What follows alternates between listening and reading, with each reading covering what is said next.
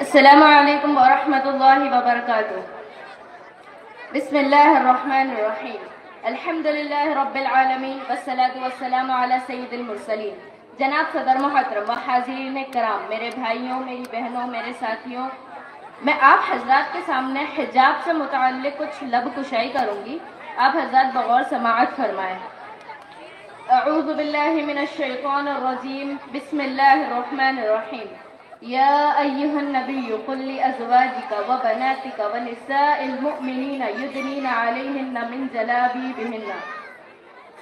اے نبی صلی اللہ علیہ وسلم، آپ اپنی بیویوں سے، اپنی بیٹیوں سے اور تمام مسلم عورتوں سے کہہ دو کہ جب بھی وہ اپنے گھر سے باہر نکلیں تو اپنے جسموں پر کپڑا ڈال کر یعنی پردہ کر کے نکلیں۔ O Prophet, tell your wives, your daughters and the Muslim women that when you go out of the house, put a cloth on your body۔ اللہ تعالیٰ نے انسان کو سب سے زیادہ خوبصورت بنایا ہے اور عورت کے لیے مرد میں اور مرد کے لیے عورت میں خاص جاذبیت یعنی اٹریکشن رکھا ہے۔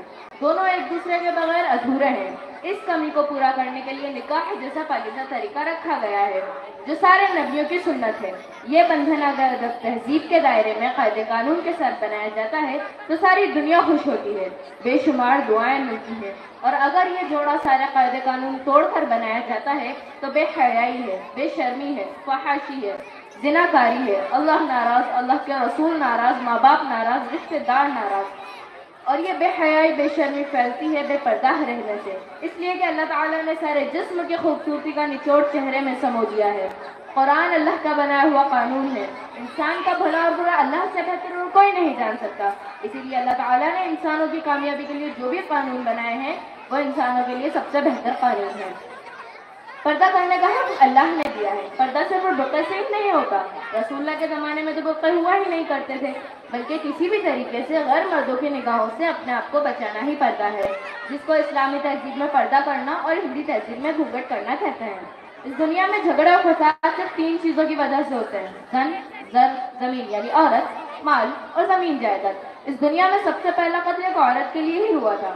پردہ کرنے سے صرف عورت ہی کی حفاظت نہیں ہوتی بلکہ معاشرے اور سماج کی بھی حفاظت ہوتی ہے۔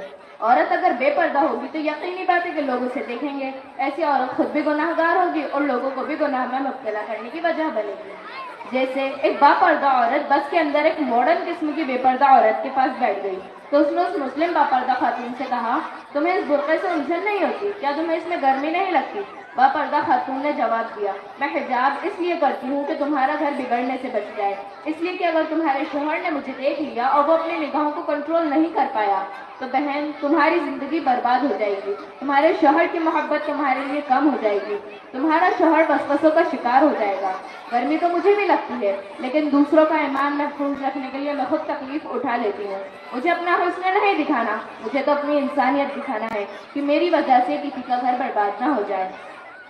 اللہ تعالیٰ کی طرف سے پردہ کرنے کا سب سے پہلے جن عورتوں کو حکم دیا گیا تھا وہ کوئی بازار و بے حیا بے شرم عورتیں نہیں تھیں بلکہ اللہ کے محبوب شہنشاہ عالم تاجدار مدینہ حضرت محمد صلی اللہ علیہ وسلم کے گھرانے کی عورتیں تھیں۔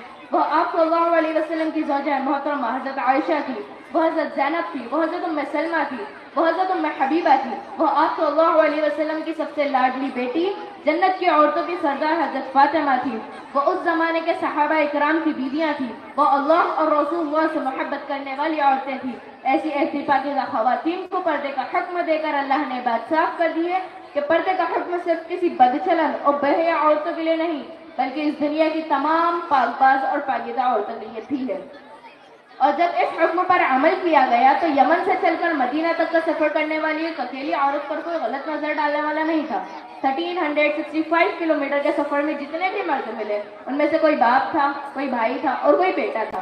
یہ اثر تھا اللہ کے بنائے ہوئے قانون پر عمل کرنے کا، لیکن جب عورتوں نے اس قانون کو نظر انداز کر دیا، پسے پشت ڈال دیا، عورتیں بے حجاب ہو گئی، بے پردہ ہو گئی اور میرا جسم میری مرضی جیسے بے خدا الفاظ بکنے لگی، تو آج ہم اس کا نتیجہ دیکھ رہے ہیں کہ ہمارے ملک ہندوستان میں عورتوں کے ساتھ بدسلوکی کے 31,677 کیس رجسٹر ہوئے ہیں صرف ایک سال میں، یعنی ہمارے ملک میں 86 کیس روز ہوتے ہیں، پاکستان میں 11 کیس روز ہوتے ہیں، اور یورپ اور امریکہ میں جہاں عورتیں بالکل آزاد ہیں وہاں ہر 2 منٹ میں ایک کیس ہو جاتا ہے۔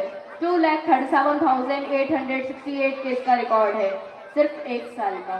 ان کرائم سے، ان جرائم سے، ان افرادوں سے اگر ہمیں کوئی قانون بچا سکتا ہے تو وہ ہے اسلام کا یہ قانون کہ مسلم عورتوں سے کہہ دو کہ اپنی نگاہیں نیچی رکھیں اور اپنی آبرو کی حفاظت کریں، اس لیے کہ پردہ ہماری حفاظت کا ذریعہ ہے، حجاب ہماری حفاظت کی ضمانت ہے۔ اگر ہم چاہتے ہیں کہ اس دنیا میں امن رہے، سکون رہے، شانتی رہے تو ہمیں اسلامی اصولوں پر قائم رہنا چاہیے۔ If you want peace in the world, you need to implement Islamic law۔ السلام علیکم ورحمۃ اللہ وبرکاتہ۔ بھائی ماشاء اللہ یہ تھی